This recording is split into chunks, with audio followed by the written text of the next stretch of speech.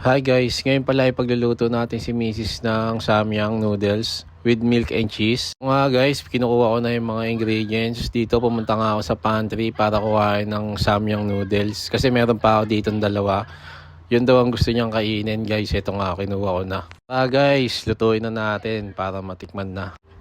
Ito nga pala yung mga ingredients guys. Cheese, water, Samyang noodles, camembert, tsaka isang evaporated milk. Ito nga guys, lagay na natin 2 cups of water dito sa kawali. Hintay lang natin kumulo guys. Pag kumulo na guys, ito, ilagay natin yung Samyang noodles. Dalawa yan guys, para marami. Kasi yung bunso ko, gusto rin yan, tsaka yung panganay ko. Ito nga guys, halu-haluin mo lang.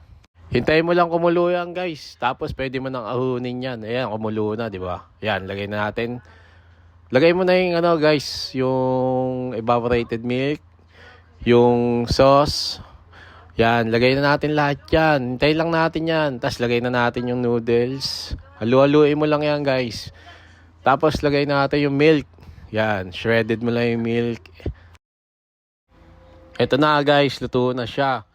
Titikman na natin. Ito na guys, tikman muna natin ha. Wow, sarap pala nito guys. Gawin nyo na guys, masarap. Approve.